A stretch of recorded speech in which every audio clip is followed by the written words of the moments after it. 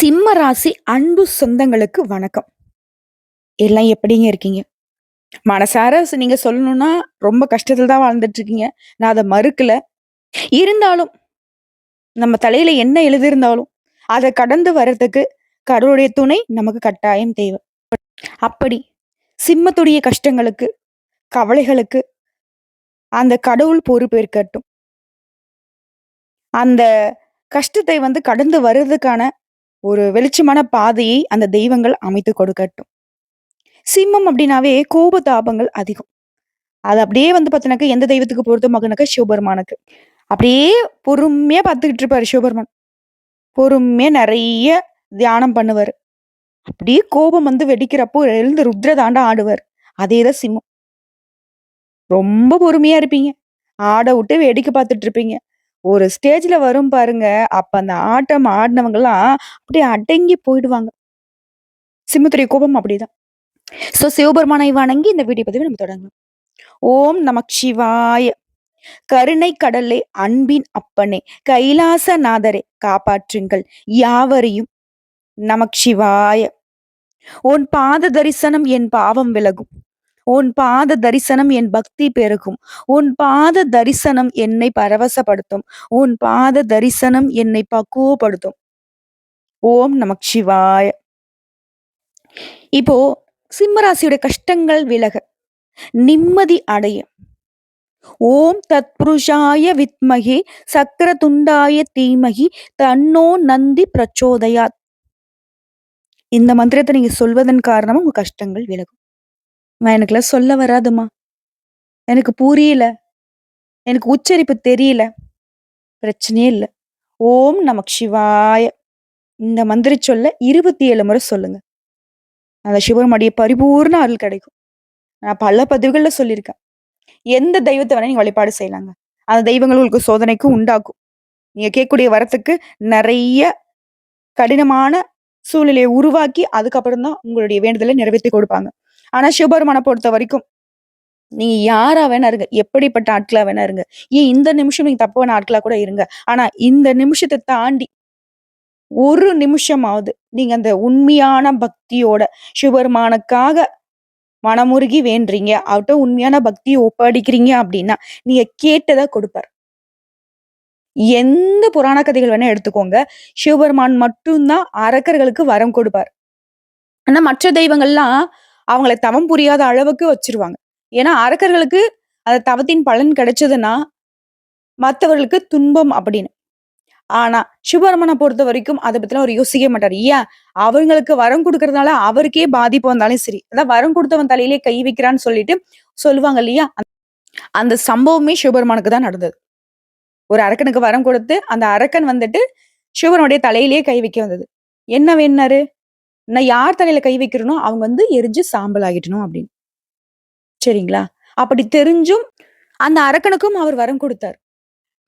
இப்போ ஒரு தவறான நோக்கத்துக்காக வழிபாடு செஞ்சவங்களுக்கே அவங்களுடைய வேண்டுதல்கள் நிறைவேற்றப்படுது அப்படின்னா, உண்மையான நோக்கத்தோட அந்த சிவபெருமான் நோக்கி நம்ம வழிபாட வச்சா கட்டாயம் அவர் நிறைவேற்றி கொடுப்பாருங்கிறத உணர்ந்து வழிபாடு செய்யும். ஓகேங்களா? இந்த விஷயம் தெரிஞ்சுக்கிறதுக்கு அப்புறமா சிவபெருமானுடைய வழிபாடு உங்களுக்கு தெளிவான சிந்தனையை உருவாக்கும். ஒரு பரிசோதனை வச்சிடலாமா? இப்போ சிவபெருமான மனசார நினைச்சுக்கோங்க. ஓம் நமக் சிவாய அப்படின்னு சொல்லிட்டு எங்கேயாச்சும் ஒரு இடத்துல ஒரு ஜோதி வடிவம் தெரியுதா பாருங்க. அப்போ உங்களுக்கு சிவபெருமானுடைய அனுகிரகம் இருக்குங்கிறத உணர்ந்துக்கோங்க. அது ஏதாவது ஒரு சூழ்நிலையில ஒரு போட்டோவாகவோ இல்ல உங்க மனசுக்குள்ளேயே அந்த உருவம் தெரியற மாதிரியோ கற்பனையிலயாவது தெரியுது அப்படின்னா கட்டாயம் உங்களுக்கு அந்த சிவபெருமானுடைய அனுகிரகம் இருக்குதுங்கிறத உணர்ந்துக்கலாம். அட போம்மா நீ நீ ஜோதின்னு சொன்னாக்க எங்களுடைய மூளை உடனே கற்பனை பண்ணிடும் இல்லையா அப்படின்னு சொல்லுவீங்க. அது எல்லாராலையும் பண்ண முடியாதுங்க. நிறைய பேர் சொல்லுவாங்க இல்லையா? நீங்க இந்த கோயிலுக்கு வரணும்னா கூட அந்த சிவபெருமான் முடிவு பண்ணணும். நீங்க இந்த கோயிலுக்கு வரணும்னா கூட அந்த தெய்வம் முடிவு பண்ணணும். அதேதாங்க. இந்த வீடியோ பதிவை பார்க்கணும்னா கூட உங்களுக்கு அந்த சிவபெருமானுடைய அனுகிரகம் இருக்கணும். இப்போ சிம்ம ராசியில எத்தனையோ கோடான கோடி பேர் இருப்பாங்க. ஆனா அவங்க எல்லாருடைய கண்கள்லயும் இந்த வீடியோ பதிவு படாது. புரியுதுங்களா? ரொம்ப பேசாதம்மா, சும்மா வளவளன்னு பேசிட்டு இருக்க. உனக்கெல்லாம் என்ன போயிட்டு அஸ்ட்ராலஜின்னா என்னன்னு தெரியுமா? அப்படின்னு ஒரு சிலர் பேசுறீங்க. உங்களுக்கு புரியாத ஒரு கட்டத்த நான் வரைஞ்சுக்கிட்டு நான் உங்களுக்கு புரியாத மாரி ஒரு விஷயத்த பேசினா தான், "நல்ல ஜோசியர்ப்பா" அப்படின்னு சொல்றீங்க. அதே மாதிரி உங்கள பயமுறுத்துனா மட்டும் தான், நாங்க நல்ல ஜோசியரும் கூட. உங்களுக்கு நல்லது நடக்கும். இன்னும் ஒரு சில விஷயங்கள நல்லபடியா மாத்திக்கோங்க. இந்த தெய்வத்த இப்படி வழிபாடு பண்ணுங்க அப்படின்னு. அதெல்லாம் நீ நல்ல ஜோசியர் கிடையாதும்மா. நீ ரொம்ப தூரமா இருக்கிற ஒரு கோயில சொல்லு. நான் அப்படியே அந்த கோயிலுக்கு போணும்னா கூட ஒரு 10,000, 15,000 செலவு பண்ணி போணும். அங்க போயிட்டு நான் ஒரு ரூ. 20,000 நான் வந்து பரிகாரம் பண்ணணும். அப்பதான் எனக்கு வந்து பார்த்தீங்கன்னாக்கா, என்னோட கஷ்டம் தீரும். அதுதான் எனக்கு ஒரு திருப்தி. அப்பதான் நீ நல்ல ஜோசியர். புரியுதுங்களா? நீ என்ன சும்மா மனச வந்து தூய்மையா வச்சுக்கோ. நீ சாமிய கும்பிடு. நீ கடவுள நம்பு. சரியாகிடும் அப்படின்னு நீ சொன்னீன்னா, அதெல்லாம் ஒத்துக்க முடியாது. மக்களுடைய மனநிலை அப்படிதான் இருக்கு. புரியுதுங்களா? என்ன திசை வேணா நடக்கட்டுங்க. எந்த கிரகங்கள் எப்படி வேணா இருக்கட்டும். அதற்கான ஒரு சொல்யூஷன் வந்துட்டு கட்டாயம் இருக்கு. இப்போ அஷ்டமா சனி நடக்குது, அர்த்தாஷ்டம சனி நடக்குது, கண்டக சனி நடக்குது. அது எல்லாமே நடக்கதாங்க செய்யுது. சனீஸ்வர பகவான பொறுத்தவரைக்கும் உங்ககிட்ட என்ன தெரியுமா எதிர்பார்க்கிறாரு? உண்மைய எதிர்பார்க்கிறாரு. நீ உண்மையா இருங்களேன். இப்போ சிம்ம ராசியில பொறந்தவங்க எல்லாருக்குமே இந்த அஷ்டம சனினால பாதிப்பா அப்படின்னா கட்டாயம் கிடையாது. இப்ப வந்து அஷ்டம சனியுடைய தொடக்கம் அப்படிங்கிறது உங்களுக்கு நீங்க தெரிஞ்சுக்க வேண்டிய விஷயம் என்னன்னாக்கா, 8 திக்கிலும் இருந்து ஏதாவது பிரச்சனைகள் வரதுக்கு வாய்ப்பு இருக்கு. உஷாரா இருங்கங்கிறது தான். அப்ப திட்டமிட்டு செயல்படுங்க. நாளைக்கு நீங்க என்ன பண்ணுங்கிறத முன்கூட்டியே வந்து திட்டமிட்டுட்டீங்க அப்டின்னா, அதுல எந்த ஒரு தப்பு தண்டாவும் நடக்காது. யாரையும் நம்பக்கூடாது. நம்ம ஒரு செயல செய்றோம் அப்டின்னாக்கா, கட்டாயம் நம்ம செய்றது வந்து நியாயமான செயலா? அதுல உண்மை இருக்கா? நமக்கு மட்டும் நல்லதா? நமக்கு முன்னாடி இருக்கிறவங்களுக்கு ஏதாவது பாதிப்பு வருதா? இதெல்லாம் பார்த்து செய்றப்போ, எப்படிங்க சனீஸ்வர பகவான் உங்கள தண்டிப்பாரு? அவர பொறுத்தவரைக்கும் நீதிமான். கர்மகாரகன். நீங்க செய்யக்கூடிய நல்லதுக்கும், கெட்டதுக்கும் தகுந்த மாரி பலன் கொடுக்கக்கூடியவர். இப்ப நீ நல்லதே பண்ணிட்டு இருக்க. அப்புறம் எப்படிங்க உங்கள அவரு தண்டிப்பாரு? புரியுதுங்களா? நெறைய பேசியிருக்கோம். ஸோ பிடிச்சிருந்தா பாருங்க. இல்லன்னா ஸ்கிப் பண்ணிட்டு இந்த வீடியோ பதிவுக்கான பலன்கள மட்டும் பார்த்தா கூட போதுமானது தான். உங்களுடைய விருப்பம் தான். சரிங்க. இப்போ தலைப்பு பார்த்திருப்பீங்க. மார்ச் 31 முடியறதுக்குள்ள உங்களுக்கு இருக்கக்கூடிய 8 பிரச்சனைகள் முடிவுக்கு வரப்போகுது. சிம்ம ராசி 100க்கு 100% ரகசியமான பதிவு. எல்லாமே மாறப்போகுது. என்னம்மா மாறப்போகுது? ஏதோ அஷ்டம சனி வேற வரப்போகுதாம். ரொம்ப பயமா இருக்கு. இதுக்கான விடை நான் முன்னாடியே சொல்ட்டேன். நீங்க இப்படிதான் கேட்பீங்கன்னு சொல்லி தான் நான் முன்னாடியே சொல்லிட்டேன். பயம் வேணாம். சனீஸ்வர பகவான பொறுத்தவரைக்கும் உன்கிட்ட அவர் பயத்தையும் எதிர்பார்க்கல, பக்தியும் எதிர்பார்க்கல. நீ பாட்டுக்கு உன் வேலைய செய் ராஜா. நான் பார்த்துக்கிறேன். நல்லது பண்ணியா? உன்ன ஒண்ணும் பண்ண மாட்டேன். ஏதாவது கொஞ்சம் அப்படி இப்படி வேல காட்டுறியா? அப்ப தலையில கொட்டுவேன். இதுதான் அவருடைய செயல்பாடு. நம்ம ஸ்டூடண்ட்டுங்க. அவர் வந்து வாத்தியார். உனக்கு குடுத்த பரீட்சை பேப்பர நீ கரெக்ட்டா ஆன்ஸர் எழுதிட்டு வா. தெரியலையா கூட அமைதியா இருந்துக்கோ. ஆனா பார்த்து எழுதுறது, ஏதாவது வந்துட்டு சேட்டை பண்றது இருந்தா கண்டிப்பாங்க. இதுலயும் வந்து பாத்தீனாக்க, ரொம்ப பெரிய எப்படியாவது இந்த பேப்பர வந்துட்டு மாத்தி எழுதுறது, ஃப்ரெண்ட்ஸ் கிட்ட வாங்கி எழுதுறது, இந்த மாரிலாம் வேல பண்ணாக்க வெளிய தொரத்தி விட்டுடுவாங்க. அப்படிதான் நம்முடைய வாழ்க்கையும் தண்டிக்கப்படும். இத உணர்ந்துக்கிட்டா போதும். சிம்பிள். நம்முடைய வாழ்க்கை, நம்முடைய எக்ஸாம் பேப்பர் மாதிரி தான். தெரிஞ்சத செய்யுங்க. தெரியலையா அமைதியா இருந்துருங்க. சிம்ம ராசிக்காரர்கள பொறுத்தவரைக்கும் உங்களுக்கான பலன்கள் எப்படி கணிக்கப்படுதுன்னா, உங்க ஜாதகத்துல எந்தெந்த கிரகங்கள் எங்கெங்க உட்கார்ந்துருக்காங்க, அவங்களுடைய சுபாவம் என்ன, அவங்க அந்த இடத்துல இருக்கிறதுனால உங்களுக்கு என்ன பலன்கிறத பொறுத்து தாங்க பலன் அமையும். அப்படி பார்க்கிறப்போ, இப்போ வந்து கிரகங்களுடைய அமைப்பு உங்களுக்கு சாதகமா உட்கார்ந்திருக்கு. சிம்ம ராசி, மக நட்சத்திரம், பூர நட்சத்திரம், உத்திர நட்சத்திரம் 1ஆம் பாதம். தன, வாக்கு, குடும்பஸ்தானத்த பொறுத்தவரைக்கும் பாம்பு கிரகங்களே மோசமானவர் ராகு. அவருக்கு கொஞ்சம் மோசமானவரு கேது. இவரு உட்கார்ந்திருக்காரு. அடுத்ததா களத்திரஸ்தானத்த பொறுத்தவரைக்கும் சூரிய பகவான், அவர் கூடவே தொழில்காரகன்னு சொல்லக்கூடிய சனீஸ்வர பகவான், இவங்க 2 பேரும் கூட்டணி. சூரிய பகவான் உங்களுடைய அதிபதி. அவர் கூட சனீஸ்வர பகவானுடைய கூட்டணிங்கிறது நல்லதுதான். ஏன்னா, சனீஸ்வர பகவானுடைய அமைப்பு உங்களுக்கு பாதகத்தை ஏற்படுத்தினாலும், உங்களுடைய அப்பாவா இருக்கக்கூடிய உங்களுடைய அதிபதி சூரிய பகவான் அத வந்து தடுக்க பார்ப்பாரு. அடுத்து அஷ்டமஸ்தானத்த பொறுத்தவரைக்கும் புதன் பகவான், அவரு கூடவே சுக்கிர பகவான், அவரு கூடவே பாம்பு கிரகமான ராகு பகவான்.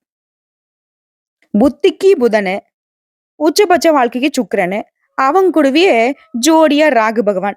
இவருடைய கூட்டணி உங்களுக்கு சாதகமா, பாதகமா? அடுத்து தொழில் ஸ்தானத்த பொறுத்தவரைக்கும் நல்லதுங்க. சுபகிரகமான குரு பகவான் உட்கார்ந்திருக்காரு. அடுத்த லாபஸ்தானத்த பொறுத்தவரைக்கும் பூமிக்காரகன்னு சொல்லக்கூடிய செவ்வாய் பகவான் உட்கார்ந்திருக்காரு. அவரு எப்படி இருக்காருனாக்கா, வக்ரகதியில வலம் வராரு. இத அடிப்படையா வச்சு உங்களுடைய 8 பிரச்சனைகள் எப்படி மாறுதுன்னா, மொத விஷயங்க. மனுஷனுக்கு மனசுல இருக்கக்கூடிய கவலை இல்லன்னா, நிம்மதியா இருப்பான். இல்லையா? அதாங்க. மொத விஷயம் சிம்மத்திற்கு மனசுல இருந்த கவலைகள் நீங்கி நிம்மதி உண்டாகுது. அடுத்ததான் 2வது விஷயம். மனச தாண்டி பணம் இருந்தா பரவாயில்லன்னு தோணுது. அதுதான் கொஞ்சம் மனசுடைய கவலையே அதிகப்படுத்துறதே. 2வது உங்களுக்கு வரவேண்டிய பணம் உங்க கைக்கு வந்து சேரும். சூப்பர் இல்ல? அடுத்து 3வது பிரச்சனை. என்ன பண்ணாலும் எந்த காரியமும் கைகூடி வரமாட்டேங்குதுப்பா. நானும் முட்டுறேன், மோதுறேன், என்னென்னமோ பண்ணி பார்க்கிறேன். யார்ட்டயும் போய் பேசி பார்க்கிறேன். காரியம் நடக்கல. அப்படிப்பட்ட தடைப்பட்ட காரியங்கள ஒரு சாமர்த்தியமான பேச்சுகள்னால காரியங்கள சாதகமான பலன் கிடைக்கிற அளவுக்கு சாதிச்சுக்க போறீங்க. சூப்பர். அடுத்தது ரொம்ப நாள் கனவுங்க. வீடு கட்டணும், கல்யாணம் பண்ணணும், நல்ல வேலை வாங்கணும், வெளிநாட்டுக்கு போகணும், குடும்பத்துல எல்லாரையும் சந்தோஷமா வச்சுக்கணும். அப்படி இப்படின்னு. நனவாகுதா? இதுவாடா நினைக்கிற? இனி உனக்கு கனவே வரக்கூடாதுன்ற அளவுக்கு கவலை அதிகமா கொடுத்துட்டு இருந்தாரு இல்லையா? இனி அந்த கவலையே மறந்துருச்சு. பணமும் கிடைச்சிருச்சு. நம்ம எடுத்த காரியங்களும் கைகூடி வருது. அப்போ நம்முடைய பல நாள் கனவுகள் இப்ப நனவாக போகுது. 4வது பிரச்சனை சூப்பர். அடுத்தது சொந்தமா தொழில் பார்க்குறோம், வியாபாரம் பார்க்குறோம். ஆனா கூலி வேலை பார்க்குறோம். என்ன தொழில் செய்தாலும் சரிங்க, எந்த துறைகள்ல நீங்க இருந்தாலும் சரி. அதுல இருந்த தடைகள் விலகுது. அது சம்மந்தப்பட்ட முயற்சிகள் கூட உங்களுக்கு சாதகமான பலன் கொடுக்குது. லாபம் அதிகமாகுது. புதிய ஒப்பந்தங்கள் கிடைக்குது. அடுத்ததா 5வது விஷயம். நம்ம பணம் வெளியில மாட்டிக்கிச்சுப்பா. அத போய் கேட்டா, ஏதோ அவங்க பணத்த நம்ம போய் கேட்கிற மாதிரியும், இல்ல அவங்க கிட்ட போய் நம்ம பிச்சை எடுக்கிற மாதிரியும் நம்மள வந்து அலக்களிக்கிறாங்க. சிம்மத்திற்கு நான் பல பதிவுகள் திரும்ப, திரும்ப, திரும்ப சொல்ற விஷயம் தான். பண விஷயம் உங்களுக்கு செட்டே ஆகாது. அது யார்கிட்டயும் குடுக்குறதோ, வாங்குறதோ வேண்டாம். அப்படி மாட்டிட்டு இருந்த உங்களுடைய பணம், அதாவது இந்த பழைய பாக்கிகள் வசூலாக போகுது. அதே மாரி புதிய ஆர்டர்கள் வருவது அதிகமாகும். இது வந்து தொழில் ரீதியா வந்துருது. அடுத்த 6வது விஷயம். உத்தியோக பணிகள்ல இருக்கீங்க. தனியார் துறையோ, அரசாங்கத் துறையோ, ஆண்களோ, பெண்களோ ஏதாவது ஒரு வேலை. அந்த வேலையில இருந்த சிக்கல்கள் மறையுது. அதே மாரி உங்களுக்கு கொடுக்கப்பட்ட வேலைய செஞ்சு முடிக்க முடியாம, கூட வேலை பார்க்குறவங்க, மேல் அதிகாரிங்கலாம் உங்கள வந்து படாத பாடு படுத்தியிருப்பாங்க. இனி அவங்கலாம் வந்துட்டு சைலன்ட் ஆக போறாங்க. உங்களுக்கு கொடுக்கப்பட்ட வேலைய அவங்க சொன்ன நேரத்துல முடிச்சு குடுத்து, மன நிறைவு அடைய போறீங்க. ஓகேங்களா? அடுத்ததா 7வது விஷயம். குடும்பங்க. சிம்மத்திற்கு குடும்பம்னா உசுரு. குடும்பத்துல இருந்த குழப்பங்கள் நீங்கி சுமூகமான நிலை காணப்படுது. இதுதாங்க பெரிய நிம்மதி சிம்மத்திற்கு. அடுத்ததா 8வதா உறவுக்காரர்கிட்ட நீ எதிர்பார்த்த உதவிகள் கிடைக்கும். முக்கிய முடிவுகளை எடுக்கிறதுல இருந்த அந்த இழுபறி நிலை மாறுது. ஓகேங்களா? சுருக்கமா சொல்லணும்னா, உங்களுடைய எதிர்பார்ப்புகள் எல்லாமே பூர்த்தியாகுதுங்க. சிம்மத்துக்கு வந்து அவங்க நெனச்சது நடக்குது அப்டின்னாவே, அது அவங்களுக்கு மட்டும் நல்லது இல்லைங்க. அவங்கள சுத்தி இருக்கக்கூடிய எல்லாருக்குமே நல்லது. ஏன் அக்கம் பக்கம் இருக்கக்கூடிய வீட்டாருக்கு கூட நல்லதுதாங்க. புரியுதுங்களா? ஸோ எல்லாமே உங்களுக்கு நல்ல வகையில மாறுறதுங்கிறது தான் உங்களுடைய வாழ்க்கை நிலை உற்சாகமா இருக்க போகுதுங்கிறதுக்கான அத்தியாயம். என்னதான் இந்த மார்ச் மாதம் 29ஆம் தேதி அஷ்டம சனி ஸ்டார்ட் ஆனாலும், இந்த மார்ச் மாதம் முழுவதுமே உங்களுக்கான அதிர்ஷ்டத்தை தரக்கூடிய மாதம்னு சொல்லி முடிக்கலாம். எல்லாமே ஓகே. எல்லாமே நல்லதாவே இருக்கு. ஏதாவது ஒரு சில இடங்கள்ல வந்துட்டு நமக்கு எச்சரிக்கை தரக்கூடிய விதத்திலயும் இருக்கும் இல்ல. அது என்னங்கிறத இப்ப நான் சொல்றேன். சரிங்களா? அடுத்ததா பெண்கள பொறுத்தவரைக்கும், ஒரு திறமையான பேச்சுக்களின் மூலம் காரியங்களை எல்லாத்தையுமே வெற்றிகரமா செஞ்சு முடிச்சுக்க போறீங்க. அடுத்ததா சுக்கிர பகவானுடைய சஞ்சாரத்தினால கலைத்துறையில இருக்கிறவங்க, கலைத்துறை சார்ந்த துறைகள்ல இருக்கிறவங்க, நல்ல முன்னேற்றத்தை பார்க்க போறீங்க. இதுவே அரசியல்வாதிகளா இருக்கீங்க அப்படின்னாக்கா, நீங்க கொடுத்த வாக்க கொஞ்சம் காப்பாத்த முடியாம திண்டாட வேண்டிய சூழ்நிலை ஏற்படலாம். இதனால என்ன பண்ணணும்? இது அரசியல்வாதிகள் மட்டும் இல்லைங்க. சிம்ம ராசி சேர்ந்த எல்லாருக்குமே சொல்றேன். ஆண்கள், பெண்கள், சின்னவங்க, பெரியவங்க எல்லாருக்குமே யாருக்கும் வாக்கு குடுக்காதீங்க. பணம் கொடுக்காதீங்க. யாரையும் நம்பாதீங்க. புரியுதுங்களா? இந்த 3 விஷயத்த எப்பவும் செய்யாதீங்க. அடுத்து மாணவர்கள பொறுத்தவரைக்கும், பாடங்கள படிக்கிறதுல நீங்க எதிர்பார்த்தது போலவே எளிமையா இல்லாம கொஞ்சம் கடினமா இருக்கும். ஆனா கூடுதல் முயற்சி எடுத்து உங்களுடைய சந்தேகங்கள டீச்சர்ஸ் கிட்ட கேட்கறது, ஸ்டூடண்ட் கிட்ட கேட்கறது, இப்படி படிப்புல ஆர்வத்த அதிகப்படுத்திட்டீங்க அப்படின்னா, முயற்சி பண்றீங்க அப்படின்னாக்க, அதிக மதிப்பெண்களை பெறதுக்கு வழிவகுக்கும். வெற்றி நிச்சயம். அடுத்தடுத்து சொல்லனாக்க, நீண்ட கால பிரச்சனைகள்ல இருந்து இப்ப விடுபட போறீங்க. அதே மாரி வேலை பார்க்கக்கூடிய இடங்கள்ல மூத்தவங்களும், தனிப்பட்ட வாழ்க்கையில நண்பர்களும் உங்ககிட்ட அன்பா இருப்பாங்க. அதே மாரி முதலீடுகள் செய்யக்கூடிய பணத்துல இருந்து நெறைய நன்மைகளை பெற போறீங்க. கமிஷன் ஒப்பந்தம், வெளிநாடு தொடர்பான வேலை பார்க்கிறவங்க, உங்களுக்குலாம் இந்த நேரம் வந்துட்டு ஒரு சிறந்த நேரம்னே சொல்லலாம். எல்லா வகையிலுமே உங்களுக்கு லாபம் உண்டு. அதே மாரி வெளிநாட்டுக்கு போகணுங்கிற உங்களுடைய கனவுகள் எல்லாமே இப்ப நனவாக போகுது. புதுசா நிலம் வாங்குறது, வீடு கட்டுறது, இது சம்மந்தப்பட்ட ஒப்பந்தங்கள்ல நீங்க நெறைய நன்மைகளை பெற போறீங்க. அதே மாரி வண்டி, வாகனம் வாங்கக்கூடிய யோகம் இருக்கு. உங்களுடைய கனவுகள் நனவாகுது. குடும்பத்தோட மகிழ்ச்சியான நேரத்தை செலவிடக்கூடிய அளவுக்கு உங்களுக்கு அதிர்ஷ்ட வாய்ப்புகள் கிடைக்க போகுது. இப்ப இன்னும் விரிவா நான் சொல்லணும்னா, அரசர் மாரி ஆட்சி பண்ணக்கூடியவங்க சிம்ம ராசிக்காரங்க. இவங்க இருக்கக்கூடிய இடத்துல அடிமட்ட தொழிலாளியா இருந்தா கூட சரிங்க. மேலிடத்துல கூடிய பெரிய அதிகாரி கூட இவங்கள தெரியும். ஏன்னா, அந்த அளவுக்கு உங்களுடைய செயல்பாடுகள் பளிச்சிரும். உங்களுடைய ராசிநாதன் உங்க ஜாதகத்துல 7ஆம் இடத்துல இருக்காருங்க. இதனால பணத்தட்டுப்பாடு காரணமா உங்களுக்கு இருக்கக்கூடிய நெருக்கடிகள் மறையுது. குடும்பத்துல யாருக்காவது ஒருத்தவங்களுக்கு மாத்தி, மாத்தி மருத்துவ செலவு செஞ்சுட்டே இருந்தீங்க இல்லையா? அந்த நிலையில மாற்றம் உண்டு. இவரை தொடர்ந்து சந்திர பகவானுடைய சஞ்சாரம் உங்க தொழிலுக்கு ஏற்றத்தை கொடுக்குதுங்க. அடுத்து செவ்வாய் பகவான் உங்க ஜாதகத்துல 11ஆம் இடத்துல இருக்காரு. இதனால அக்கறையோட தங்க நகைகளை வாங்குவீங்க.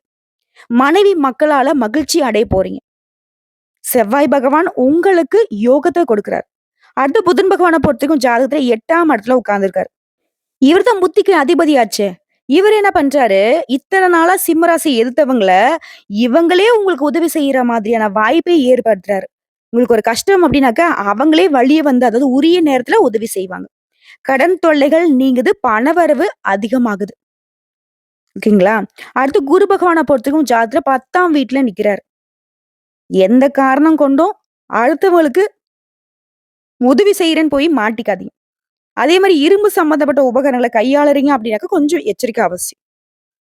குரு பகவான பொறுத்தவரைக்கும் உங்களுக்கு எச்சரிக்கை தான் கொடுக்கிறாரு.